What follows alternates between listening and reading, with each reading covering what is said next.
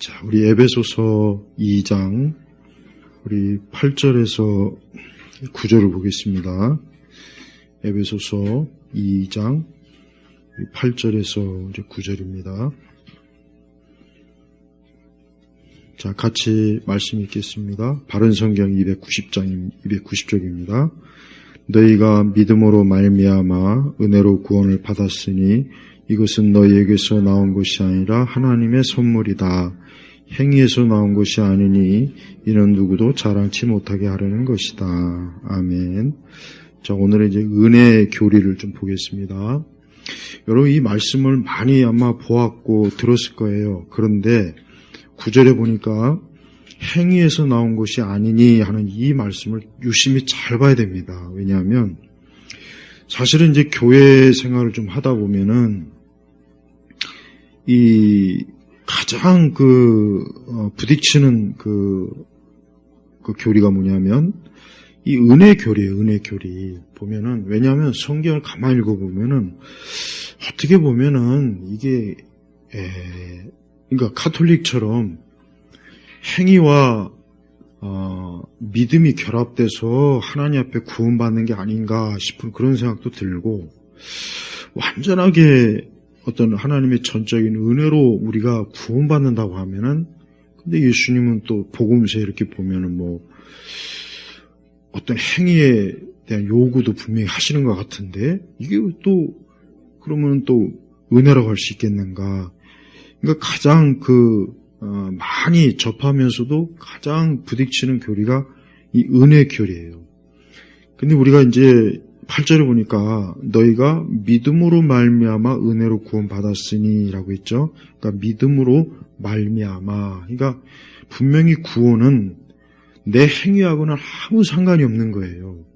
그래서 이 두 가지가 지금 부딪혀요. 뭐냐면 한쪽은 복음주의 권에서는 두 가지가 지금 서로 여전히 지금 논쟁하고 있어요. 뭐냐면 그러니까 전적으로 하나님의 주권 가운데서 내가 신자가 뭐 예수님을 믿었으면은 그 어떤 행위도 필요 없다. 어떤 행위를 얘기하는 것 자체가 이게 행위 구원이다. 이렇게 이제 주장하는 학자들이 있고, 반대편은 어떤 사람이 믿음으로 구원받는다고 했는데 그의 행위의 열매가 안 좋았다면, 그러니까 그의 행위의 열매가 하나님 앞에 합당하지 못하면 그 사람은 구원받은 것이 아니다. 이게 이제 주제권의 교리예요. 이 두 논쟁이 굉장히 치열합니다. 그래서 아직도 결론이 안 났어요. 아직도. 왜냐하면 사실 이 말씀을 그냥 언뜻 문자적으로 봐도 행위에서 나온 것이 아니니 은혜로 구원받은 거고, 근데 한쪽은 여기서 말하는 이 구원이라고 하는 것은 내가 예수님을 믿은 사람의 열매를 하나님께서 본다. 이렇게 얘기한단 말이에요. 근데 이게 양쪽의 신학 교리를 읽어보면은 솔직히 저도 양쪽 다 맞는 것 같아요. 왜냐하면 언뜻 보면은 잘못하면은 이걸 만약에 그러니까 잘 설명해도 잘못 이해해버리면은, 나는 이제 구원받은 사람이니까 나는 뭘 해도 괜찮겠구나. 이게 은혜의 교리 아니냐. 이거 분명히 행위에서 나온 것이 아니라고 했지 않느냐. 이게 어떻게 보면 그렇게 받아들일 수도 있고, 반대편에서는 그게 아니다. 야고보서의 말씀대로 하나님은 우리가 믿는 자로서의 그 믿음의 열매를 보신다. 근데 네가 열매가 없는데 왜 구원받았다고 여기느냐. 그럼 또 그게 맞는 것 같아요, 솔직히. 저는 양쪽의 글을 읽어보면 그냥 가벼운 글들이 아니고 굉장히 양쪽에 탁월한 신학자들이 쓴 글이라 어떻게 보면 이거 같고 어떻게 보면 저거 같고 그래요. 근데 우리 개혁주의 진영에서도 사실은 어느 정도 그것도 좀 갈라지기는 해요, 사실은. 근데 이제 여기서 오늘 이제 성경 공부 주제는 은혜란 말이에요. 그럼 이 은혜의 개념을 일단 잘 세워놔야 되겠습니다. 뭐냐, 은혜라고 하는 것은 우리가 구약 성경에 보면은 성전의 희생 제물로 이스라엘 백성들이 하나님께서 그들의 죄를 용서하고 1년에 또 3번의 절기가 있죠. 그러니까 하나님께서 그들에게 이제 제물을 요구하시고 그것도 하나님이 정해놓은 제물을 요구하셔갖고 그 제물을 희생 제물로 해서 하나님은 이제 이스라엘이 하나님께서 정한 그 율법 제사 희생으로 이스라엘 백성들이 그 죄를 속죄한단 말이에요. 근데 그건 그림자죠. 실제로는 앞으로 오실 예수님을 보여주는 이 그림자가 희생 제물이 있단 말이에요. 거기서 보면은 사실 이스라엘 백성이 뭐 잘했냐 못했냐 하나님 따지는 게 없어요. 하나님이 정해놓은 제물을 바치면 그것으로 끝나요. 그러니까 어디 구약 어느 제사법에도 뭐 이 구약의 제물을 바친 사람이 뭐 좋은 놈이냐 나쁜 년이냐 뭐 좋은 놈이냐 이런 내용이 없어요. 중요한 건 제물을 정해놓은 제물을 바쳐야 되는 거예요. 그 제물이 뭡니까? 예수님이란 말이에요. 그림자니까. 그러니까 어떻게 보면은 그래서 사실은 믿는 자에게 어떤 행위의 열매를 요구하는 것을 행위구원이라고 얘기까지 돼요. 그렇게 얘기합니다. 심하게. 그래서 가톨릭과 똑같다. 너희들은. 왜냐하면 천주교는 철저하게 하나님께서 주신 그러니까 천주교도 믿음을 하나님이 주입하지만 우리의 행위도 그 믿음 가운데 있어야 된다고 분명히 가르친다. 그러니까 천주교는 행위구원이 맞습니다. 천주교는 두말할 것도 없이 행위구원이에요. 그런데 이 개신교 진영은 이 두 가지가 아직도 논쟁이 끝나질 않았어요. 그래서 이 은혜의 개념이 일단 잡아놔야 돼요. 뭐냐? 하나님 앞에서 은혜라고 하는 것은 내가 어떠한 것을 해서 하나님이 나에게 뭘 주는 게 아니에요. 그건 보상의 개념이지 은혜가 아니라고요. 그러니까 바울이 여기서 이제 에베소서에 말한 것처럼 분명히 8절에 너희가 믿음으로 말미암아 은혜로 또 9절에 행위에서 나온 것이 아니라고 했잖아요. 그러니까 이게 더 잘 이해하려면 하나님의 선제적 은혜예요. 그러니까 하나님께서 누군가를 구원하시려고 했는데 그 사람이 내가 하나님 앞에서 뭘 잘해서 하나님이 나를 구원했다고 생각하면 그 사람은 은혜의 교리를 모르는 거예요. 그게 아니라 하나님은 분명히 내가 하나님을 알기도 전에 하나님께서 내가 하나님을 택하지도 않았고 알지도 못했고 심지어 하나님을 미워했지만 하나님이 창세 전에 나를 택해서 나를 구원하셨다. 이게 은혜의 교리의 가장 핵심이에요. 핵심. 그러니까 요 말씀도 그렇게 봐야 돼요. 그런데 여기서 이제 우리가 주의할 게 뭐냐? 이제 야고보서를 봐야 돼요. 그럼 야고보서의 그럼 내용이 뭐냐 이거예요, 그러면. 그러니까 야고보서가 결코 로마서와 충돌하는 게 아닌데 루터는 하도 이제 그 당시 워낙 카톨릭이 이제 이상한 짓을 많이 하니까 야고보서를 아주 그냥 지푸라기 서신, 심지어 야고보서를 정경으로 영감된 말씀으로도 안 봤어요. 취급도 안 했다고. 그 정도로 야고보서를 왜 잘못 오해하면 이제 그것도 행위구원이 돼버리니까. 근데 야고보가 말하는 그 믿음은 뭐냐? 이미 믿음 사람이라고는 전제를 가지고 야고보서가 쓰여진 거예요. 그런데 어떤 사람이 나도 믿는데요. 그런데 너가 하나님을 믿는다고 하는데 그래 네가 믿음이 있다 그랬어? 그러면 너가 그 믿음의 그 열매가 뭐냐? 그 믿음의 열매를 구하는 거지 어떤 행위를 구한 게 아니라고요. 그러니까 야고보서를 정확하게 이해해야 돼요. 야고보서는 야고보가 행위를 구해서 네 구원을 증명하라는 게 아니라 이미 믿은 사람이라고 하니까 그래 그럼 너의 믿음의 열매가 무엇인지 그걸 나한테 알려달라. 그 얘기를 한 거란 말이에요. 그러니까 야고보서와 로마서는 충돌하는 게 절대로 아니라는 거.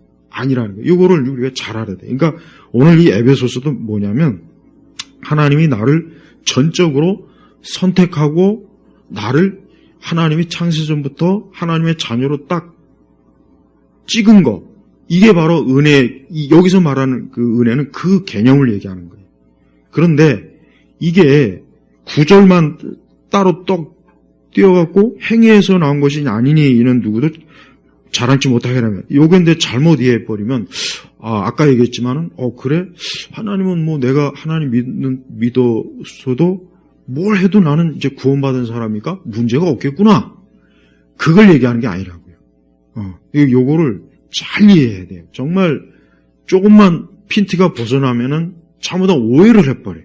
오해를 하면서도 복잡하게 그냥 막 이게 꼬여버려서 나중에는 혼돈이 되는데 하나님께서 나를 선택한 그 이유는 내가 뭘 하나님 앞에서 잘했건 뭐 선한 일을 해서 나를 선택한 게 아니라는 거. 요것만 잘 이해해 놓으면은 그 이후부터는 은혜의 개념을 이해하는 건 사실 어렵지 않아요. 그래서 우리는 무조건 하나님이 나를 무조건적으로 내가 내가 착하다, 선한 사람이다, 기부를 많이 했다 이런 개념을 가지고 하나님이 나를 구원하거나 나를 좋게 본 게 아니다 이거예요. 죄인의 상태에서 나를 하나님이 건진 거예요. 내가 아직 죄인 되었을 때 하나님이 나를 이미 하나님의 자녀로 세운 거라고요. 그러니까 우리는 어떤 일이 있어도 우리 구원에 나의 어떤 조그만 어떤 공로, 조그만 내 어떤 선한 것이 영향을 미치지 않았을까? 또 이것을 계속 유지해야 내 구원이 유지되는 것이 아닌가라는 그런 생각은 정말 하면 안 돼요. 그건 복음의 생각이 아니라고. 그러니까 그 말이 맞아요. 그 로이드 존스나 스펄처 목사님 것처럼 하나님 옆에 나갈 때는 그냥 뻔뻔스럽게 나가라 이거예요. 뭐 네가 뭘 했냐 안 했냐 가지고 나가면은 그거는 은혜를 모르는 거니까 그냥 무조건 나가라 이거 무조건. 남들이 너에게 뭐라고 하다. 그냥 그리스도의 전적인 그 속죄, 그분의 대속에 자기를 맡겨라. 그렇게 나가라. 무조건 믿음으로 나가라 이거. 그게 바로 우리 구원 받은 은혜 받은 자의 마음이에요. 그러니까 우리 성도들은 조금이라도 행위로 내 구원이 막힌다라는 생각을 하면 정말 안 합니다. 그러나 단 야고보서의 말씀대로 우리가 분명히 구원받은 자이니까 나는 그 구원받은 자로서의 어떤 하나님 앞에서의 선한 열매가 나오게 돼 있어요. 나오게 돼. 이건 자동적으로 나오게 돼 있다고요.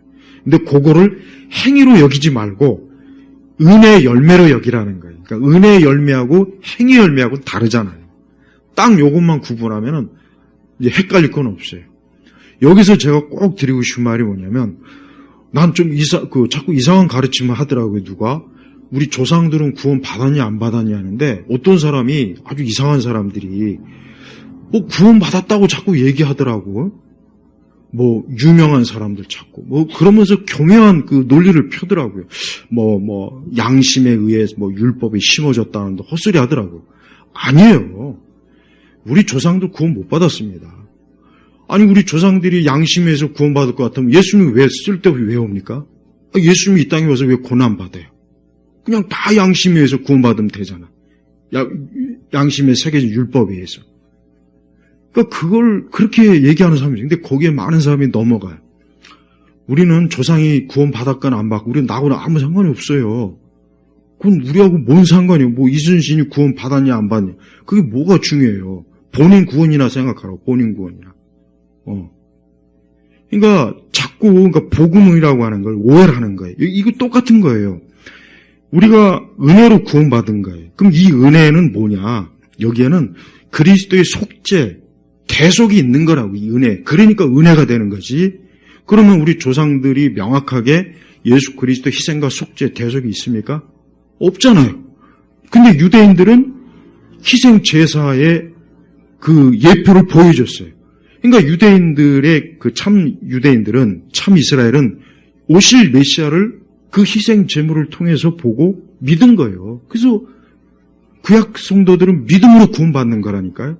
근데 왜 우리 조상들 자꾸 복음이 들어오기 전에 우리 조상들이 구원받은 게 양심에 의한 구원이라고 자꾸 얘기하더라고. 그러니까 아무것도 자꾸 모르는 사람들이 그런 얘기를 하고 그걸 또 더 좋아하더라고. 누군가 우리 조상들의 훌륭한 사람, 그 사람이 훌륭한지 안 한지 어떻게 알아요? 그럼 훌륭하다는 기준을 어떻게 세울 거예요? 그 기준을 누가 세울 거냐고. 여러분 양심이라는 것도 양심도 이거 믿을 수가 없는 거예요. 양심도 믿을 수가 없다고요. 그 양심을 누가 기준으로 할 거예요? 북한의 사람들은 북한 사람이 정해진 양심이 있고 우리는 우리 양심이 있을 거 아니에요. 그러니까 딴 생각 복잡한 거 할 거 없어요. 우리 조상들은 그냥 하나님께 맡겨놓고 중요한 것은 지금 세대 사람들이 복음이 들어왔으니까 이젠 그리스도의 십자가 희생 그 은혜로 내가 구원받는 게 중요한 거지. 믿어서. 다른 거는 절대 생각하면 안 돼요. 그러니까 우리가 오늘 은혜의 개념을 그 은혜의 개념에는 말 그대로 예수 그리스도의 속죄, 희생. 그래서 그리스도는 속죄가 전부라는 말이 맞아요. 그리스도의 속죄, 대속이 없으면 은혜도 없는 것이고 구원도 없는 것이고 우리의 믿음도 없는 거예요. 그러니까 이거를 굳게 붙잡으면 되는 거예요. 이것만 잘 붙잡으면 믿음으로 붙잡으면 돼요. 근데 여기에서 자꾸 내 행위가 지금 문제가 되지 않을까? 그런데 사로잡지 말래. 사로잡지 말고 진정한 믿음을 가지고 그리스도의 속죄와 대속을 정말 믿고 은혜 안에 머무는 사람은 그 은혜의 열매를 맺게 돼 있어요. 야고보서가 말하는 게 바로 그걸 얘기하는 거고, 그리고 그 외 나머지, 그러니까 저는 아까 초반에 얘기했지만 이 두 가지가 지금 계속 교리적 신학적으로 엄청나게 대립합니다. 한쪽에서는 주제권 교리를 이단이라고, 이단, 행위를 갖다 보태는 믿음이라고 얘기하고, 한쪽은 뭐예요? 말 그대로 피상적인 믿음, 열매 없는 자를 믿는다 여기는 가짜 그리스도, 육적 그리스도를 양산한다고 그러고, 이게 양쪽이 치열한, 굉장히 치열. 그러니까 어느 쪽을 각자 다 또 어느 쪽이든 다 그 나름대로 지지하는 그 측이 다 있긴 해요. 근데 우리는 명확하게 얘기해서 하나님을 믿는 자는 그 은혜의 열매가 나타난다.